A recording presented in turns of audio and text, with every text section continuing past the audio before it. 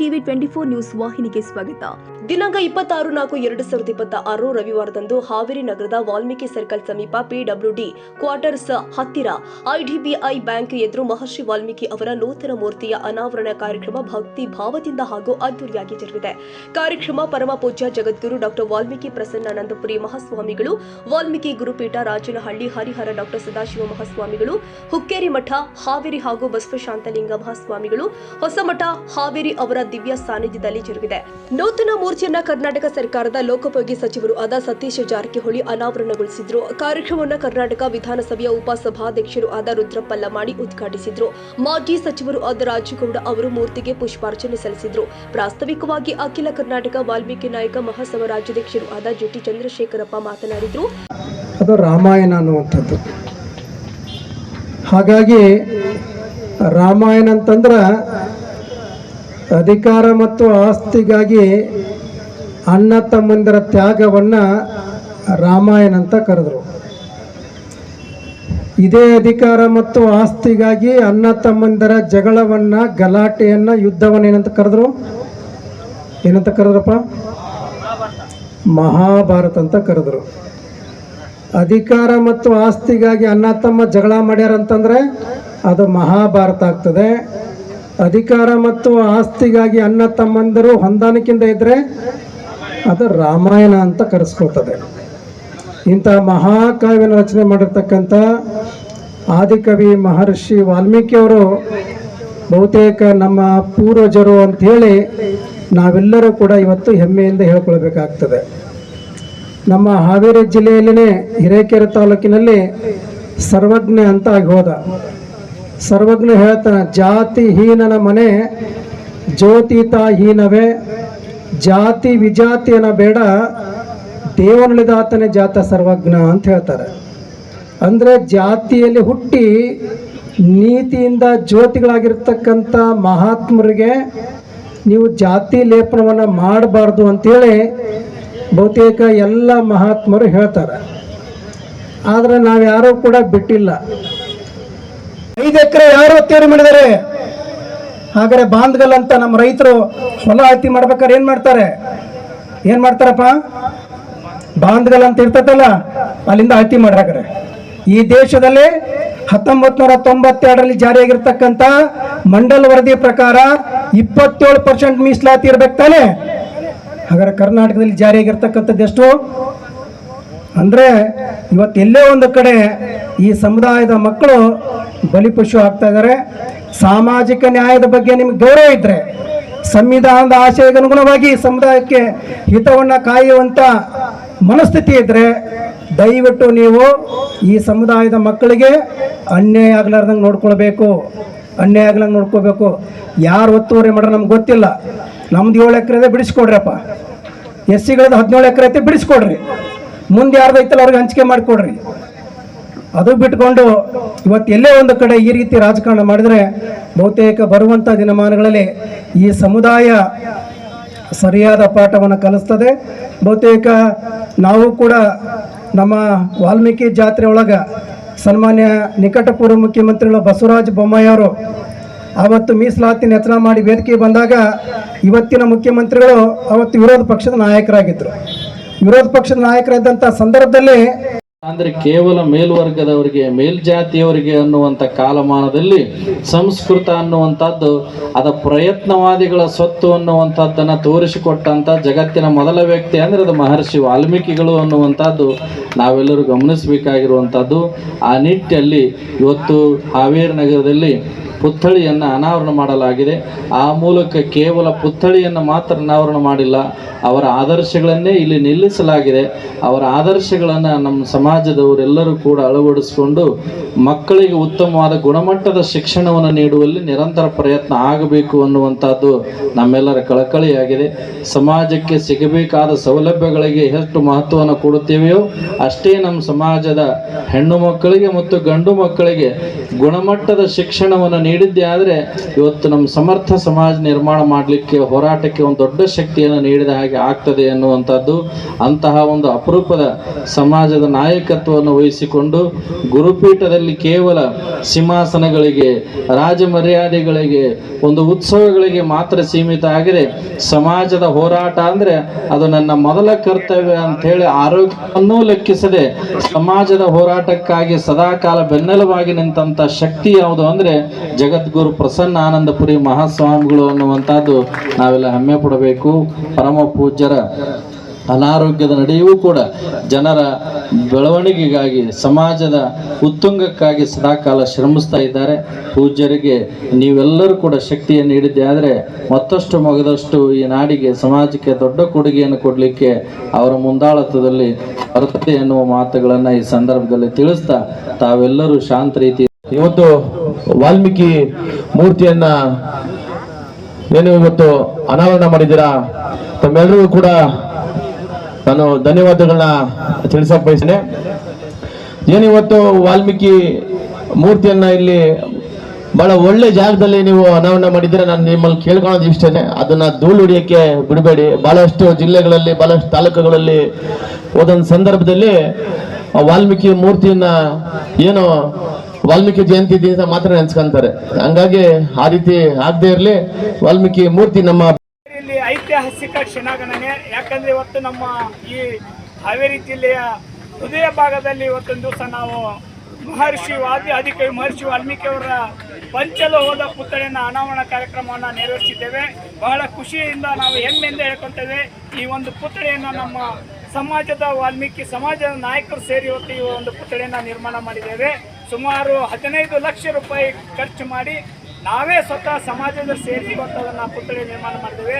ಯಾಕೆಂದರೆ ನಾವು ಈ ಪುತ್ಥಳಿ ನಿರ್ಮಾಣ ಮಾಡ್ಕೊಂಡ್ರೆ ನಮ್ಮ ರಾಜುಗೌಡರು ಹಿನ್ನೆಲೆ ಸ್ಫೂರ್ತಿ, ಅವರು 5 ಲಕ್ಷ ರೂಪಾಯಿ ಕಾಣಿಕೆ ಕೊಟ್ಟು, ಇನ್ನು ಉಳಿದ ನಾವು ಸಮಾಜ ಬಾಂಧವರೆಲ್ಲ ಸೇರಿ ಈ ಒಂದು ಪುತ್ಥಳಿಯನ್ನು ಅನಾವರಣ ಮಾಡಿದ್ವಿ. ಈ ಪುತ್ಥಳಿ ಅನಾವರಣ ಕಾರ್ಯಕ್ರಮದಲ್ಲಿ ನಮ್ಮ ಲೋಕೋಪಯೋಗಿ ಸಚಿವರು ಸತೀಶ್ ಜಾರಕಿಹೊಳಿ ಅವರು ಮತ್ತು ರಾಜುಗೌಡರು ಮತ್ತು ಸಲೀಂ ಅಹ್ಮದ್ ಅವರು, ಅನೇಕ ನಮ್ಮ ಯುವ ಘಟಕ ಅಧ್ಯಕ್ಷ ಅಂತ ತುಳಸಿರಾಮ್ ಅವರು, ಬಂಗಾರ ಹನುಮಂತು ಎಲ್ಲರೂ ಕೂಡ ಇವತ್ತು ಈ ಕಾರ್ಯಕ್ರಮಕ್ಕೆ ಅವರೆಲ್ಲರೂ ಸ್ಫೂರ್ತಿನ ತುಂಬಿ ಇವತ್ತು ರುದ್ರಪ್ಪ ನಮ್ಮ ಮಾಜಿ ನಮ್ಮ ವಿಧಾನಸಭಾ ಉಪಾಧ್ಯಕ್ಷರಾದಂಥ ರುದ್ರಪ್ಪ ಮನಪ್ಪ ಲಮಾಣಿಯವರು ಕೂಡ ಅವರ ಪುತ್ರ ಆದಂಥ ದರ್ಶನ್ ಲಮಾಣಿ ಈ ಒಂದು ರಾತ್ರಿ ಕೂಡ ಇವತ್ತೊಂದು ಇವೆಂಟನ್ನು ಮಾಡ್ತಾ ಇದ್ದಾರೆ. ಅವ್ರ ಪುತ್ರ ಈ ಒಂದು ಖರ್ಚನ್ನು ಅವರು ಕೂಡ ನೋಡ್ಕೊಂಡಿದ್ದಾರೆ. ಅವರೆಲ್ಲರಿಗೂ ಕೂಡ ನಮ್ಮ ಮತ್ತೊಮ್ಮೆ ಧನ್ಯವಾದಗಳನ್ನ ಹೇಳ್ತೇನೆ.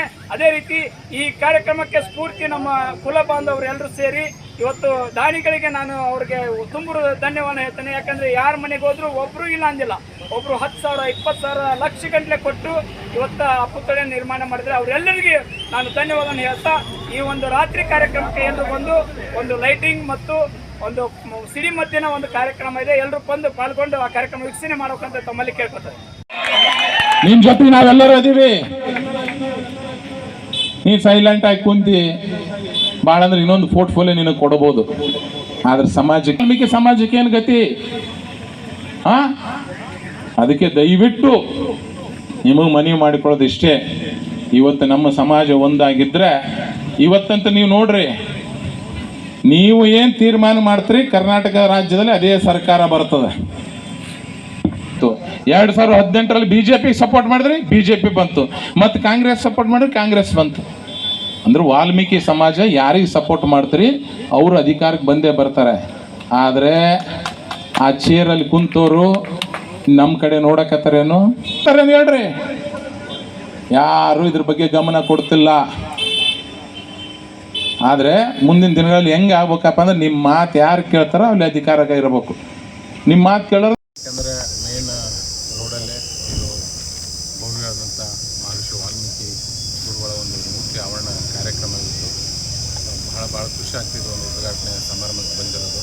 ಯಾಕೆಂದ್ರೆ ಬಹಳ ವರ್ಷಗಳಿಂದ ನಮ್ಮೆಲ್ಲರ ಕನಸಿತ್ತು ಇಲ್ಲಿ ಒಂದು ಒಳ್ಳೆಯ ಭವ್ಯವಾದ ಮಹರ್ಷಿ ವಾಲ್ಮೀಕಿ ಅವರ ಮೂರ್ತಿ ಆಗಲಿ ಅಂತೇಳಿ. ಅದು ಇವತ್ತು ಜನರ ಒಂದು ಆಶ್ರಯದಿಂದ ಮತ್ತು ಇಲ್ಲಿ ಹಾವೇರಿ ಎಲ್ಲರ ಸಹಕಾರದಿಂದ ಈಡೇರ್ತಿರೋದು ಭಾಳ ಖುಷಿಯಾಗಿದೆ.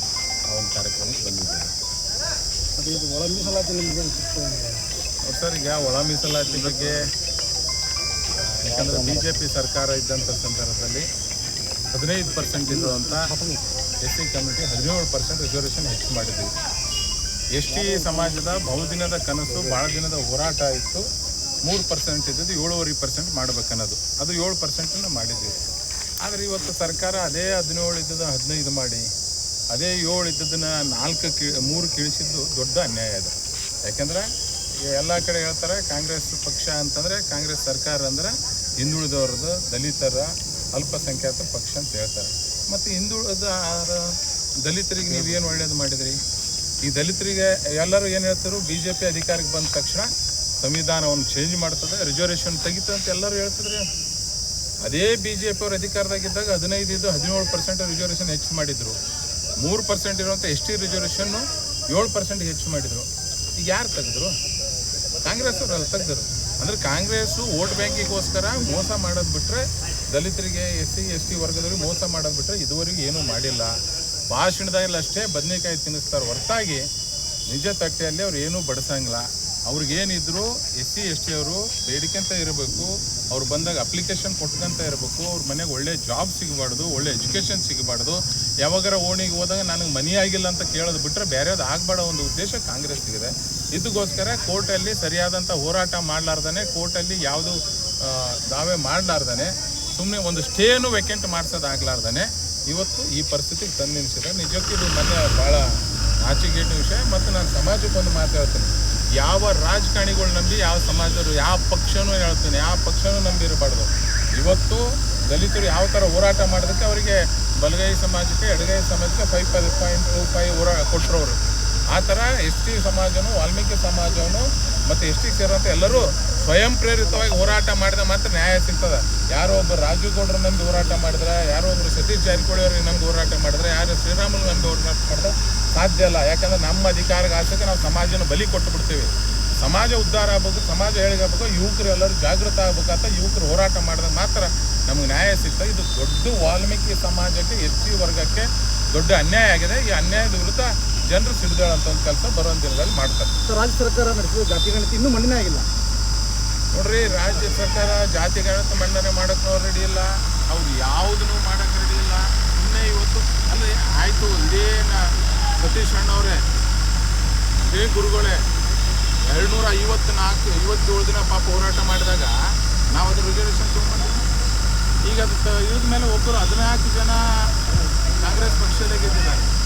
ನಾವು ಯಾರ್ಯಾರು ST ಹೋರಾಟ ಮಾಡಿದ್ದೀವಿ, ಯಾರ್ಯಾರು ST ತರಬೇಕಂತ ಭಾಳ 3-7% ಮಾಡಿದ್ವಿ. ನಾವೆಲ್ಲರೂ ಸೋತ್ಬಿಟ್ಟು ಹೋರಾಟ ಮಾಡಿದವರೆಲ್ಲ. ಯಾಕೆಂದ್ರೆ ಬೇರೆ ಕಮ್ಯುನಿಟಿಯವ್ರಿಗೆ ಏನಾಯ್ತಂದ್ರೆ ತಮ್ಮ ಕಮ್ಯುನಿಟಿಯವ್ರಿಗೆ ಭಾಳ ಪ್ರೀತಿ ಮಾಡಿದ್ರು, ಬೇರೆಯವ್ರಿಗೆ ಇದಂತ ಅವರೆಲ್ಲರೂ ನಮ್ಮ ಸೋತ್ಬಿಟ್ಟಿವಿ ಏನೋ ತಪ್ಪಿಂದ.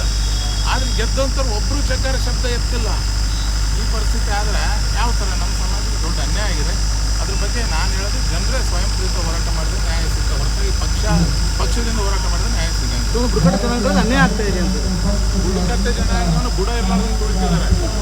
ಬುಡಕಟ್ಟು ಜನಾಂಗವನ್ನು ಬುಡ ಇರ್ಲಾರ್ದಂಗೆ ತುಳಿತಿದ್ದಾರೆ. 7% ರಿಸರ್ವೇಷನ್ನ ಮತ್ತೆ 3% ರಿಸರ್ವೇಷನ್ ಕೊಡ್ತಾರೆ ಅಂತಂದ್ರೆ ಅದ್ರ ಅರ್ಥ ಇಲ್ಲ. ಇವತ್ತು ಜನ ಭಾಳ ಬಂದಿಲ್ಲ, ನೋಡ್ರಿ ಎದಕ್ಕೆ ಬಂದಿಲ್ಲ ಫಂಕ್ಷನ್ಗೆ, ಅದ್ರ ಎಫೆಕ್ಟೇ ಬಂದಿಲ್ಲ. ಜನರು ಆಲ್ರೆಡಿ ರೊಚ್ಚಿಗೆ ಎದ್ದು ಬಿಟ್ಟಿದ್ದಾರೆ. ಈ ಕಾರ್ಯಕ್ರಮ ಇಲ್ಲಂದ್ರೆ, ಈ ಕಾರ್ಯಕ್ರಮ ಏನಿಲ್ಲ ಅಂದರೂ ಒಂದು 15-20 ಸಾವಿರ ಜನರಿಂದ ಆಗ್ಬೇಕು ಈ ಕಾರ್ಯಕ್ರಮ. ಹಾವೇರಿಗೆ ಅಷ್ಟು ಆದರೆ ನಮ್ಮ ಕಮ್ಯುನಿಟಿಯವರಿಗೆ ಸರ್ಕಾರದ ಮೇಲೆ ಭಾಳ ದ್ವೇಷ ಸ್ಟಾರ್ಟ್ ಆಗಿಬಿಟ್ಟಿದೆ. ಮೊನ್ನೆ ಹಿಡಿದಂತೂ ನನಗೆ 100 ಫೋನ್ ಬಂದವ. ಹೋರಾಟ ನಾನು ಮಾಡಿದ್ರೆ ರಾಜಕೀಯ ಹೋರಾಟ ಆಗ್ತದೆ. ಜನರು ಒಬ್ಬೊಬ್ಬ ಯುವಕರು ಹೋರಾಟ ಮಾಡಿದ್ರೆ ಮಾತ್ರ ಸಕ್ಸಸ್ ಆಗ್ತದೆ. ಆ ಕೆಲಸ ಮಾಡೇ ನಿಮಗೇನು ಅನಿಸ್ತದೆ? ನನಗೆ ಮನಸ್ಸಿಂದ ಭಾಳ ಖುಷಿ ಇದೆ. ಗುರುಗಳ ಒಂದು ಮೂರ್ತಿ ಆವರಣ ಮಾಡೋಕ್ಕೆ ಬರ್ತೀವಿ. ಆದರೆ ಜನರು ಬೇಜಾರಿದೆ. ಏನಪ್ಪ ನಮ್ಗೆ 7% ಕರ್ಸ್ಕೊಂಡು ಕೊಟ್ಟಲ್ಲ, 3% ಮಾಡಲ್ಲ, ಯಾರು ರಾಜಕಾರಣಿಗಳ ಬಗ್ಗೆ ಮಾತಾಡ್ತಿಲ್ಲಪ್ಪ ಅಂತೇಳಿ ಬೇಜಾರಿದೆ ಜನರು. ಅದಕ್ಕೆ ಆ ಜನರು ಈ ಥರ ಉತ್ತರ ಕೊಡ್ತಾರೆ.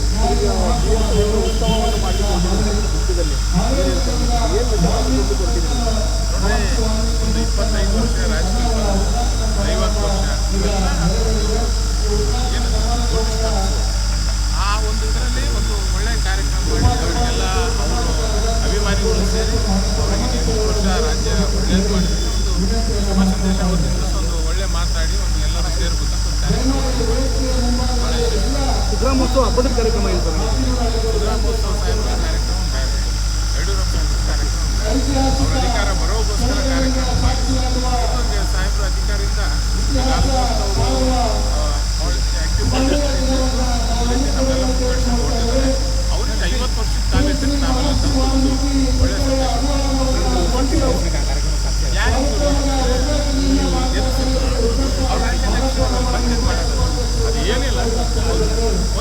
ಸಂಘಟನೆ ಮಾಡೋಕ್ಕೆ ಇದೊಂದು ಅವಕಾಶ ಸದ್ಬಳಕೆ ಮಾಡಬೇಕು. ಅತಿಥಿಗಳಾಗಿ ಬ್ಯಾಡಗಿ ಕ್ಷೇತ್ರದ ಶಾಸಕ ಬಸವರಾಜ ಶಿವಣ್ಣನವರ, ವಿಧಾನ ಪರಿಷತ್ ಮುಖ್ಯ ಸಚೇತಕರು ಆದ ಸಲೀಂ ಅಹಮದ್, ರಾಜ್ಯಾಧ್ಯಕ್ಷ ಟಿಆರ್ ತುಳಸಿರಾಮ್ ಸೇರಿ ಹಲವರು ಭಾಗವಹಿಸಿದ್ರು. ಕಾರ್ಯಕ್ರಮದಲ್ಲಿ ಸಮಾಜದ ಮುಖಂಡರು, ಉದ್ಯಮಿಗಳು, ವಿವಿಧ ಜಿಲ್ಲೆ ಹಾಗೂ ತಾಲೂಕುಗಳಿಂದ ಆಗಮಿಸಿದ ಅಖಿಲ ಕರ್ನಾಟಕ ವಾಲ್ಮೀಕಿ ನಾಯಕ ಮಹಾಸಭಾ ಸದಸ್ಯರು ಹಾಗೂ ಸಾವಿರಾರು ಭಕ್ತರು ಭಾಗವಹಿಸಿ ಕಾರ್ಯಕ್ರಮಕ್ಕೆ ವಿಶೇಷ ಮೆರುಗು ಕೊಟ್ಟಿದ್ದಾರೆ. ಈ ಸಂದರ್ಭದಲ್ಲಿ ವಿವಿಧ ತಾಲೂಕಿನ ಹಾಗೂ ಗ್ರಾಮಗಳ ಅಧ್ಯಕ್ಷರು ಹಾಗೂ ಅತಿಥಿಗಳೆಲ್ಲ ಸನ್ಮಾನಿಸಲಾಗಿದೆ. ನಂತರ ಆಗಮಿಸಿದ ಎಲ್ಲರಿಗೂ ಊಟದ ವ್ಯವಸ್ಥೆ ಕಲ್ಪಿಸಲಾಗಿತ್ತು. ರವಿರಾಜ ಸಂಶಿ, ಹಾವೇರಿ.